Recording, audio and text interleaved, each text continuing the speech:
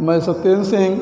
छात्रों, आज आपके समक्ष डीएलएड सेकंड सेमेस्टर का टॉपिक राष्ट्रीय पाठचर्या की रूपरेखा 2005 को लेकर आया हूँ। इसके क्या उद्देश्य इसके हैं, क्या इसकी आवश्यकता छात्रों पड़ती है, हम इसकी चर्चा आज आपके समक्ष करने वाले हैं। तो बात करते हैं इसके मीनिंग के बारे में। इसका जो अर्थ है राष्ट्रीय पाठचर्या, जिसको छात्रों अगर देखें, इसको अंग्रेजी में हम बोलते हैं एनसीएफ बोलते हैं। एनसीएफ जिसको बोलते हैं नेशनल करिकुलम फ्रेमवर्क, जिसको हम कहते हैं राष्ट्रीय पाठचर्या की रूपरेखा के नाम से छात्रों इसको जानते हैं। अगर देखा जाए छात्रों, जो राष्ट्रीय पाठचर्या की जो रूपरेखा है 2005 में, इनको कुल 5 अध्यायों में विभक्त किया गया था। तो राष्ट्रीय जो पाठचर्या की रूपरेखा है, ये पूरे देश में जो है पाठचर्या या पाठ्यक्रम के निर्माण कार्य करने की एक रूपरेखा तैयार की गई 2005 में। तो अगर इसके तहत देखा जाए तो यह 1 से लेकर 12 तक के लिए जो है पाठ्यक्रम में जो है पाठचर्या की रूपरेखा बनाने में छात्रों विशेष रूप से बल देता है।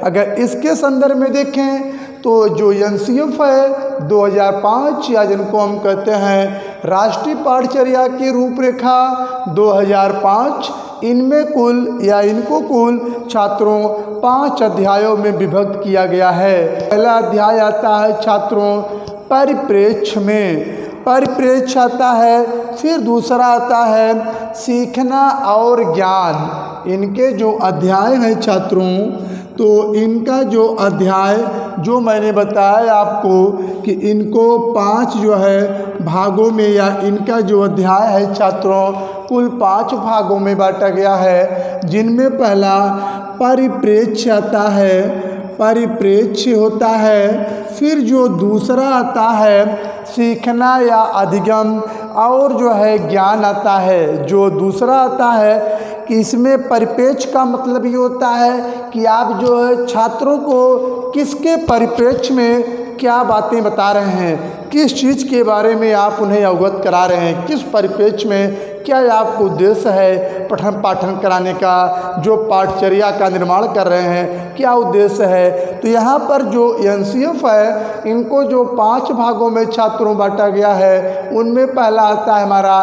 परिप्रेक्ष्य आता है। फिर जो दूसरा आता है शिक्षण या अधिगम और सिखाना।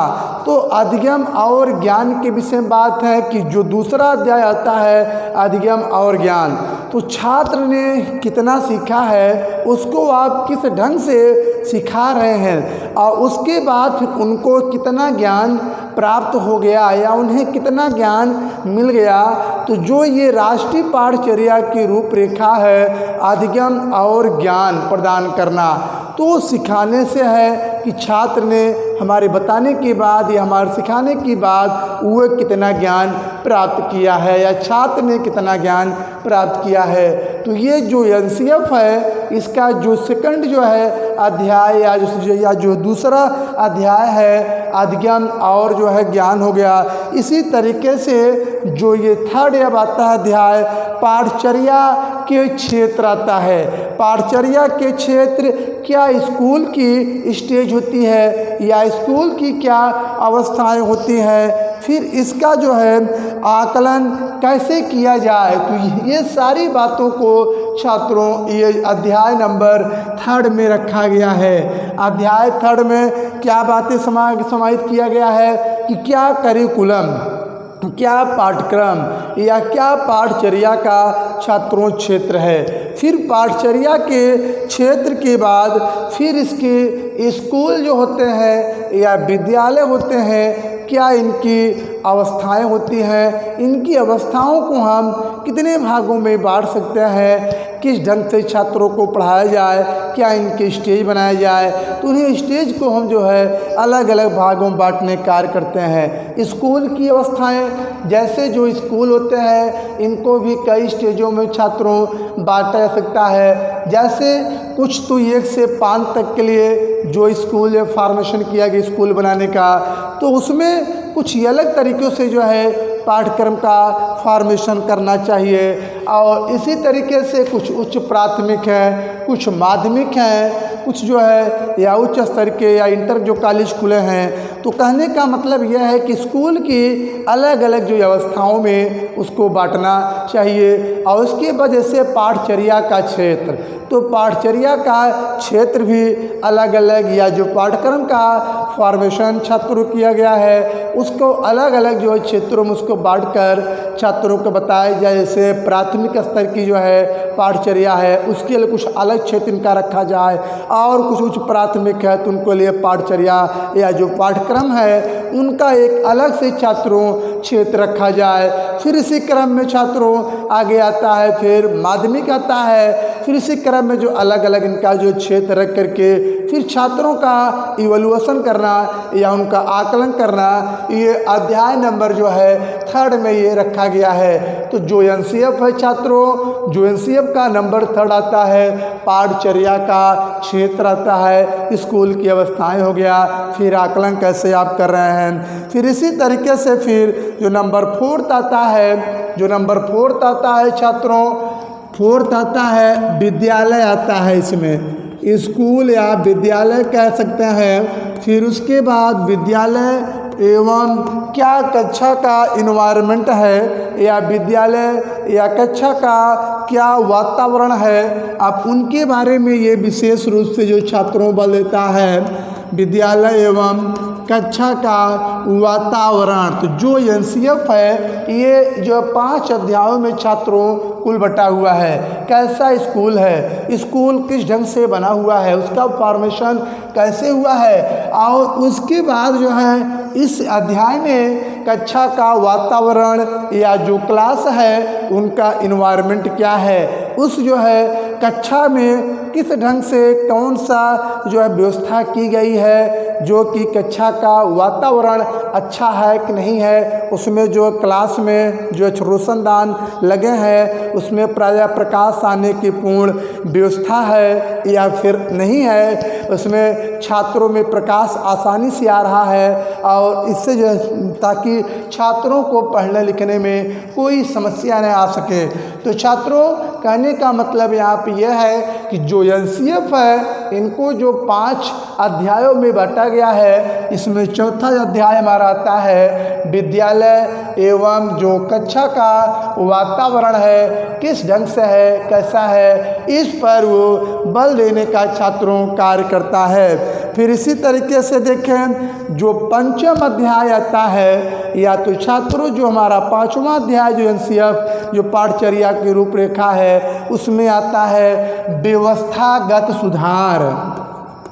व्यवस्थागत जो है सुधार से है। जैसे इसका मतलब छात्रों यह है कि जैसे जो एनसीएफ या राष्ट्रीय पाठचर्या की जो रूपरेखा जो 2005 में प्रकाशित किया गया, जो 5 अध्याय में विभक्त था, उसमें जो 5वां अध्याय हमारे लास्ट अध्याय आता है क्या व्यवस्था की है ये विद्यालय में, उसके अंतर्गत जो व्यवस्था है उसमें किस ढंग से रिफॉर्म लाया गया है, उनमें कुछ त्रुटियां तो नहीं रह गई हैं, या फिर जो त्रुटियां हैं उनमें आप किस ढंग से सुधार के लिए कार्य कर रहे हैं। तो अगर देखा जाए तो जो एनसीएफ है या जो राष्ट्रीय पाठचर्या की रूपरेखा है यह मूलतः जो है 5 अध्यायों पर विशेष रूप से बल देने का कार्य करती है। अब देखा जाए तो मानव संसाधन मंत्रालय द्वारा जो है राष्ट्रीय शैक्षिक अनुसंधान एवं प्रशिक्षण परिषद द्वारा जो है 6 दिन तक यह चली थी, या जो राष्ट्रीय पाठचर्या की जो रूपरेखा की जो उद्देश्य या आवश्यकता है इसके संदर्भ में कुल 6 दिन तक जो है कुल इसके विषय मुद्दाएं चली। फिर जो एनसीईआरटी जो आती है जिनको हम नेशनल काउंसिल एजुकेशन और उसके बाद जो रिसर्च ट्रेनिंग आता है तो ये इसका पूरा नाम है कि विद्यालयी जो है शिक्षा से संबंधित विविध मुद्दों पर सामाजिक विचार विमर्श करके जो है एक प्रक्रिया या सामाजिक विचार विमर्श के माध्यम से कुछ अपने प्रक्रियाओं को छात्रों ये प्रस्तुत करने का प्रयास किया है। अब इसी तरीके से देखें, जो पाठचर्या है छात्रों या जो पाठ्यक्रम होते हैं, वो पाठ्यक्रम के अंतर्गत विद्यालय में बालकों के जो विद्यालय होते हैं उसके अंतर्गत बालकों के संपूर्ण क्या अनुभव होते हैं, संपूर्ण अनुभव, फिर लर्निंग या जो अधिगम होते हैं एवं पाठ्यक्रम जो आदि का योग होता है छात्रों, उस योग को ही हम पाठचर्या की संज्ञा दिए हैं। या तो ऐसे कह सकते हैं कि जो पाठचर्या होती है विद्यालय के अंतर्गत जो विद्यालय के बालकों होते हैं उसके संपूर्ण जो विद्यालय के बालक होते हैं उनके संपूर्ण अधिगम एवं उनके जो है पाठ्यक्रम जो होते हैं, फिर आज इसी का जो योग होता है छात्रों, उस योग को ही हम पाठचर्या की संज्ञा दिए गए हैं, जिसको हम करिकुलम के नाम से छात्रों इनको हम जानते हैं। फिर देखा, अभी तो मैंने आपको इसके क्या क्या भाग हैं एनसीईआरटी क्या पाठचर्या होती है तो इसके बारे में मैं आपको बताया। तो आप इसी के बाद फिर आगे आता है, जैसे मैं आपको फिर जो रूपरेखा होती है छात्रों, ये रूपरेखा एक कह सकते हैं फ्रेमवर्क है छात्रों। फ्रेमवर्क मतलब ढांचा से है। हमारी जो है शिक्षा प्रणाली के अंतर्गत या राष्ट्रीय स्तर पर जो पाठ्यक्रम का निर्माण किया गया या मोटे स्तर पर जो उनके लिए क्रमबद्ध रूप से ढांचे को तैयार किया गया था, वही इनकी जो है रूपरेखा छात्रों कहलाती है। तो इसी को हम राष्ट्रीय पाठचर्या की रूपरेखा या तो ऐसे कह सकते हैं कि पूरे देश भारत में जो है विद्यालय में छात्रों को पढ़ने के लिए या विद्यालय में बालकों के संपूर्ण जो अनुभवों के अधिगमों के जो पाठ्यक्रम का जो योग है उसी को जो है पाठचर्या कहते हैं। फिर उसके लिए जो एक मोटे तौर पर ढांचे का निर्माण किया गया है पूरे भारत में कह सकते हैं, तो उसी को हम छात्रों राष्ट्रीय पाठचर्या की रूपरेखा के नाम से इसी को हम जानते हैं। फिर राष्ट्रीय पाठचर्या की जो रूपरेखा है, अब मैं इसके क्या होते हैं उद्देश्य, फिर इसके उद्देश्य के बारे में छात्रों आपके समक्ष जो डिस्कस करने वाला हूँ। अब देखिए छात्रों, इनके उद्देश्य के बारे में, अभी तो मैं इसके मीनिंग के बारे में बताया, अब इसके उद्देश्य क्या होते हैं, इसके पर्पस क्या है, इसके लक्ष्य क्या होते हैं। जैसे इसमें आता है कि विभिन्न प्रकार के विषयों में संबंध स्थापित करना।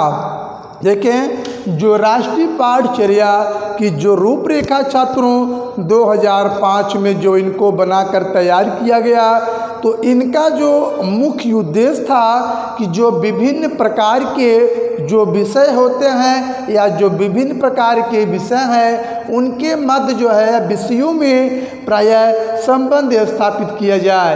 ये संबंध कैसे स्थापित किया जाए, जैसे छात्रों कोई समाजशास्त्र का विषय है तो समाजशास्त्र का सामाजिक विज्ञान के विषयों के साथ संबंध स्थापित करना, कुछ न कुछ पहलू या कुछ न कुछ मुद्दे जरूर ही छात्रों उसमें सम्मिलित रहते हैं। तो कहने का मतलब छात्र ये है कि यहाँ पर जो अनेक प्रकार के जो विषय होते हैं उनके मध्य संबंध स्थापित करना ही राष्ट्रीय पाठचर्या के निर्माण या राष्ट्रीय पाठचर्या की रूपरेखा 2005 का यही महत्वपूर्ण उद्देश्य है। जैसे अगर अन्य विषयों के विषय में बात करें, जैसे इसमें कुछ जो है रसायन विज्ञान हो गया, फिर जो रसायन विज्ञान का ऐसे एक भौतिक जो रसायन विज्ञान होता है, एक इसका पाठ होता है, तो ये भी विषयों का एक दूसरे से छात्रों संबंध स्थापित करने का भी कार्य करता है।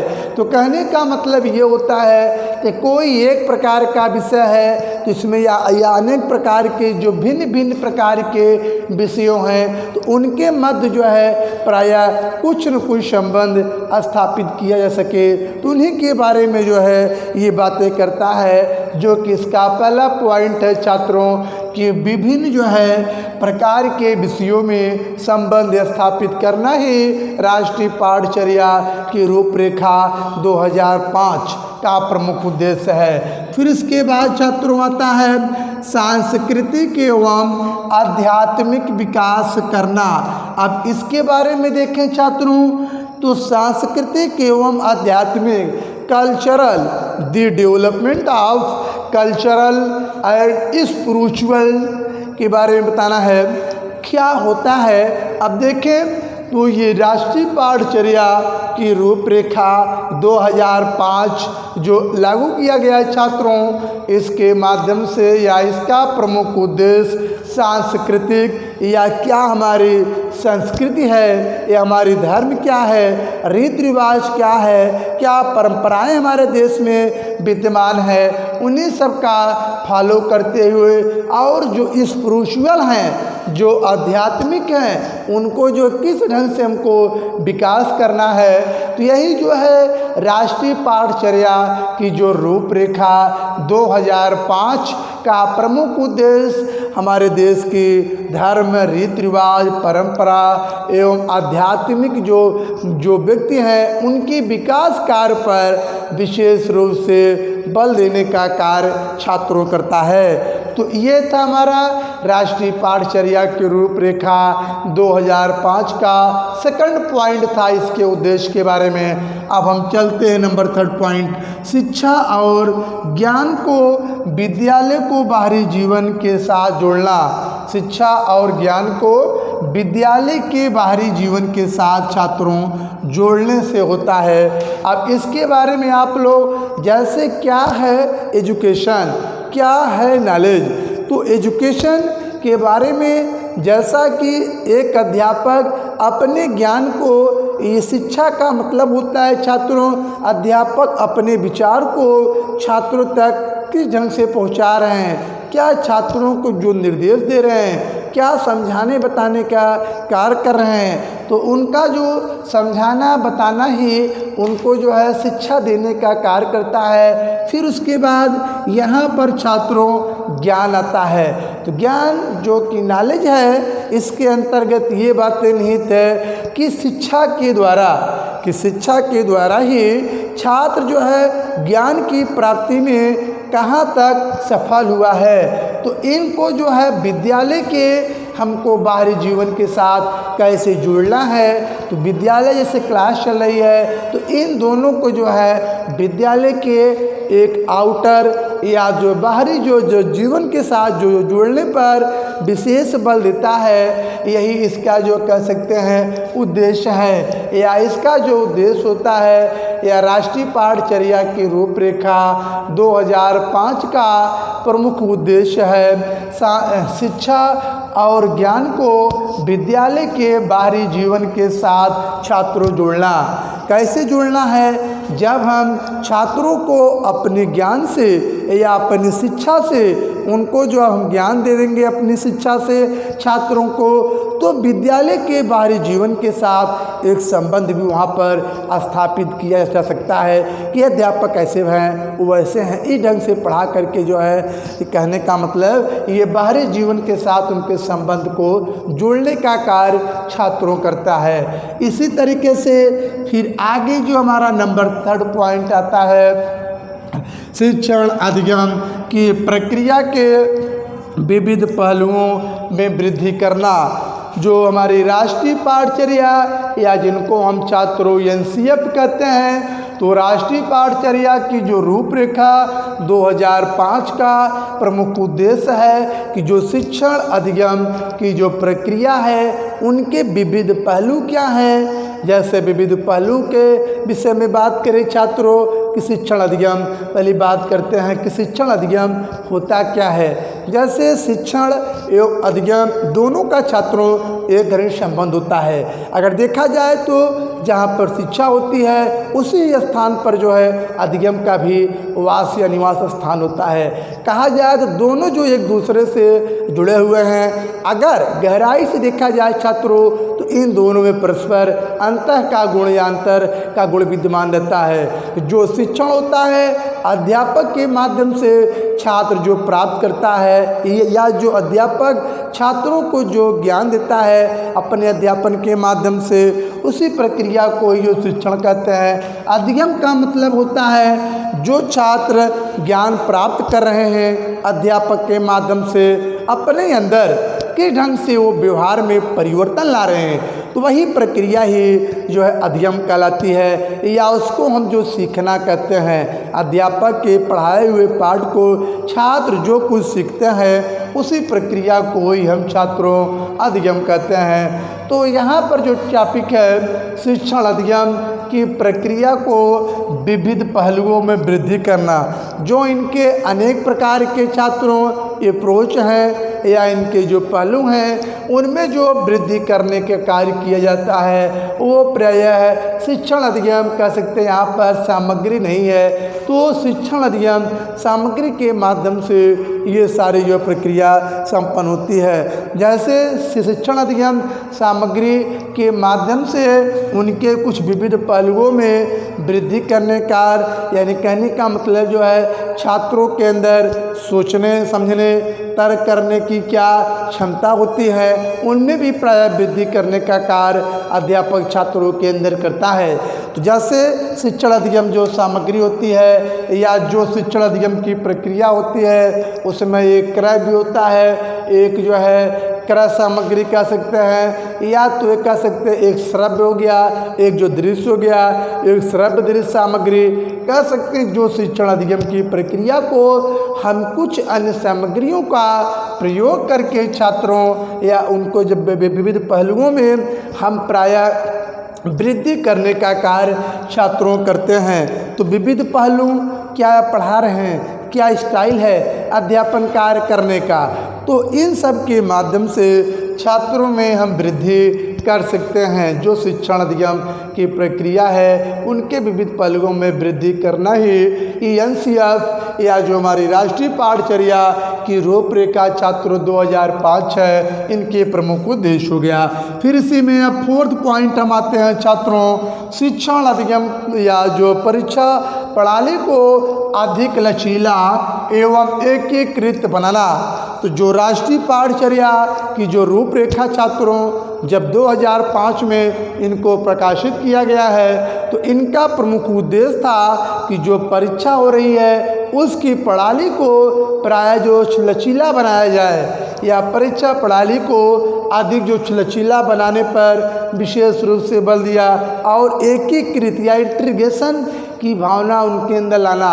जैसे जो है पाठ्यक्रम को लचीला या परीक्षा जो है प्रणाली विषय में बात हो रही है, कैसे परीक्षा प्रणाली को संपन्न किया जाए, अब विद्यालय में किस ढंग से परीक्षाओं का आयोजन किया जाए। अब ऐसा नहीं है कि आप जो है परीक्षा प्रणाली विद्यालय में संपन्न करा रहे हैं या तो आप हेड टीचर हैं तो अब करा तो रहे हैं, लेकिन किस स्तर पर करा रहे हैं, जो जहाँ तक पढ़ाए हैं आप उसी ही जो है लेवल पर छात्रों को कुछ कठिन कुछ सरल जो है प्रश्नों का उस परीक्षा प्रणाली में अध्यापक को समावेश करना चाहिए जो कि पढ़ाए हुए पाठ हों, तो उसमें जो कि छात्र आसानी से कोई इसमें असहज हो ना महसूस कर सकें। तो इसी तरीके से जो है अधिक जो लचीला कह सकते हैं कि जो परीक्षा प्रणाली है उसको अधिक जो लचीला एवं एकीकृत बनाना ही छात्रों ये राष्ट्रीय पाठचर्या की जो रूपरेखा 2005 का प्रमुख उद्देश्य जो है शिक्षा प्रणाली को अधिक जो है लचीला बनाने पर विशेष बल देती है छात्रों। अब इसी के बाद फिर अगला छठा पॉइंट हमारा आता है छात्रों सामाजिक आर्थिक एवं जातीय पृष्ठभूमि को छात्रों मजबूत बनाना। अब देखें इसमें जो है सामाजिक क्या है, आर्थिक क्या है, फिर जाति कौशल पृष्ठभूमि को हमको कैसे मजबूत करना है। तो कहने का मतलब छात्र यह है, जब हम राष्ट्रीय पाठचर्या की रूपरेखा पूरे देश में पाठ्यक्रम के तहत एक मोटी ढांचा जब हम प्रिपेयर कर लेंगे, जब हम तैयार कर लेंगे, तो हमको जाहिर सी बात है, चाहे सामाजिक लेवल हो, चाहे आर्थिक स्तर, फिर चाहे कास्टिज्म या जातिवाद या जाति जो है पृष्ठभूमि को हमको सुदृढ़ मिलती है, या पृष्ठभूमि को हमको मजबूत एक आधार मिलता है। तो समाज का जो इन्वायरमेंट वो भी बढ़िया बन जाता है कि क्या सिलेबस है, अध्यापक क्या पढ़ा रहे हैं उसमें। उसके बाद आर्थिक लेवल क्या है, इकोनॉमिक के विषय में बताने का प्रयास हो जाता है। फिर जाति पृष्ठभूमि को एक मजबूत आधार प्रदान कर दिया जाता है। तो ये कहा जाए छात्रों, जो एनसीएफ जो राष्ट्रीय पाठचर्या की जो रूपरेखा 2005 तैयार की गई, इसके में आप लोगों के उद्देश्य के बारे में रूबरू कराया, या क्या इनके उद्देश्य हैं, इनके उद्देश्य के बारे में बताया।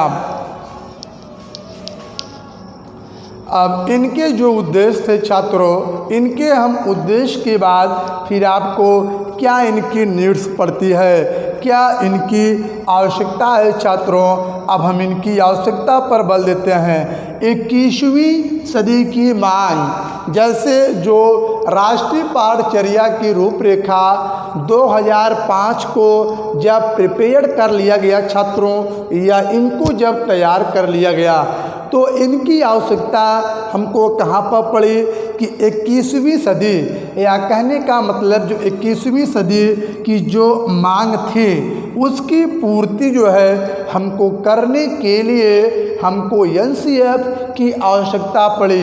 21वीं सदी जो चल रही है उसके बाद कहा जाए तो इसकी ज़रूरत को देखते हुए हमको एनसीएफ जो राष्ट्रीय पाठचर्या की जो रूपरेखा 2005 में इनको प्रकाशित किया गया, इनकी महत्वपूर्ण आवश्यकता थी कि 21वीं सदी की जो मांग है उसकी पूर्ति का कार्य किया जाए। उसके बाद फिर जो नंबर 2 आवश्यकता या जो इनकी नीड होती है छात्रों, भारतीय समाज में विविधता, जैसे एनसीएफ जो राष्ट्रीय पाठचर्या की जो रूपरेखा 2005, इनकी महत्वपूर्ण आवश्यकता इस बात में भी निहित है कि इसके द्वारा जो है भारतीय समाज में विविधता या वैरायटी का गुण इनमें लाया जा सकता है कि जो हमारा भारतीय समाज है उसको कैसे चलाना है, किस ढंग से चलाना है, उसमें क्या सुविधा है, कैसा वातावरण है, उसमें अनेक प्रकार की जो है विविधता को लाने में ये हमारी राष्ट्रीय पाठचर्या की जो रूपरेखा है वह अत्यंत ही महत्वपूर्ण रही है। या उनकी प्रमुख आवश्यकता यह है कि भारतीय समाज में विविधता लाने में निहित है छात्रों, कि भारतीय समाज क्या है, उसमें क्या जो है परंपराएं विद्यमान है, क्या रीति रिवाज उसमें है, क्या उसमें कमियां रह गई हैं, उनमें हमको किस ढंग से विविधता लाना है। तो इन सभी की जो विविधता लाने के लिए हमको जो है एनसीएफ की आवश्यकता पड़ी है, या जो है राष्ट्रीय पाठचर्या की रूपरेखा की आवश्यकता पड़ी है। फिर उसके बाद छात्रों देखें अगला जो पॉइंट हमारा आता है संवैधानिक बाध्यता। अब इसमें देखें छात्रों तो जो एनसीएफ जो राष्ट्रीय पाठचर्या की जो रूपरेखा जो 2005 प्रकाशित की गई, इसकी आवश्यकता यह है कि यह जो है संवैधानिक बाध्यता को लागू करने में विशेष रूप से बल देती है, या जो संवैधानिक बाध्यता में इनकी आवश्यकता निहित है। क्या कॉन्स्टिट्यूशन है, क्या कॉन्स्टिट्यूशनल है, संवैधानिक क्या है, क्या गैर संवैधानिक है, क्या संवैधानिक है, क्या गैर संवैधानिक है, उसमें बाध्य करने के लिए या क्या चीज़ बाध्य है, क्या नहीं बाध्य है। तो ये सारी चीज़ों को लाने के लिए जो एनसीएफ की आवश्यकता पड़ी है, जिसको छात्र हम पहले ही बता दिए हैं, नेशनल और ये करिकुलम हो जाएगा, एफ का मतलब फ्रेमवर्क या ढांचा।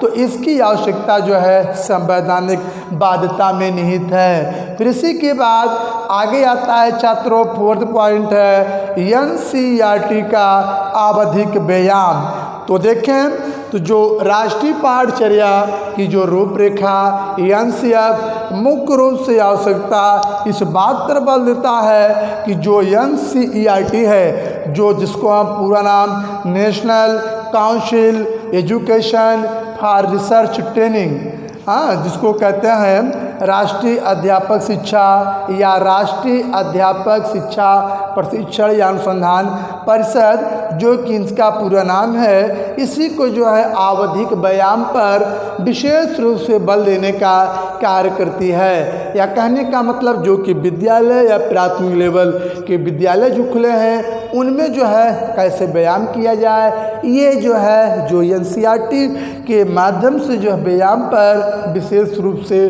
बल देने का कार्य करती है एनसीईआरटी। फिर इसी के बाद छात्रों आगे आता है परिवर्तन के लिए सहायक। अब देखें जो अगला हमारा 4th पॉइंट 5वां नंबर छात्रों है परिवर्तन के लिए सहायक।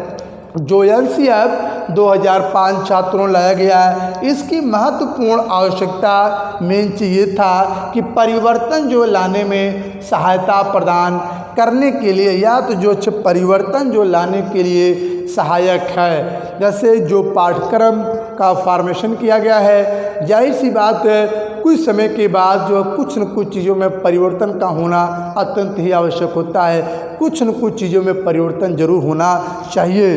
तो ये था हमारे परिवर्तन के लिए सहायक, जो कि ये एनसीईआरटी या जो राष्ट्रीय पाठचर्या की जो रूपरेखा का ये की ही आवश्यकता है कि यह जो परिवर्तन के लिए सदैव सहायक होती है। फिर आगे जो हमारा आता है छात्रों शिक्षा का आधुनिकीकरण, मॉडर्नाइजेशन ऑफ छात्रों एजुकेशन या मॉडर्नाइजेशन ऑफ एजुकेशन कहते हैं। अब देखें तो जिस तरीके से शिक्षा का जो आधुनिकीकरण जो लाने में तो एनसीईआरटी की प्रमुख आवश्यकता पड़ती है। जो एजुकेशन मिल रही है छात्रों को उसमें हमें जो है आधुनिकीकरण का प्राय छात्रों समावेश करना चाहिए। या अगर देखें क्या होती है आधुनिकीकरण, आधुनिकीकरण विषय में देखें जिनको हम मॉडर्नाइजेशन के नाम से छात्रों जानते हैं। आधुनिकीकरण कोई दर्शन या आंदोलन नहीं है कि जिसमें स्पष्ट मूल्य की व्यवस्था निहित है, यह केवल परिवर्तन करने की एक प्रक्रिया के रूप में छात्रों निहित है। फिर आगे आता है उपसंहार आता है। अब देखें छात्रों जो उपसंहार ये आता है, अगर इसके अंतर्गत देखें छात्रों तो राष्ट्रीय पाठचर्या की जो रूपरेखा 2005 इस संबंध में एक विस्तृत जो दृष्टिकोण प्रस्तुत करती है कि हमारे जो है बालकों की शिक्षा के लिए ये प्रायः वांछनीय है कि नहीं है। यही इसके उपसंहार के अंतर्गत छात्रों ये बातें रखी गई है। तो छात्रों आज के लिए बस हमारा टॉपिक इतना ही, फिर हम मिलेंगे छात्रों किसी एक नए टॉपिक के साथ। जय हिंद जय भारत।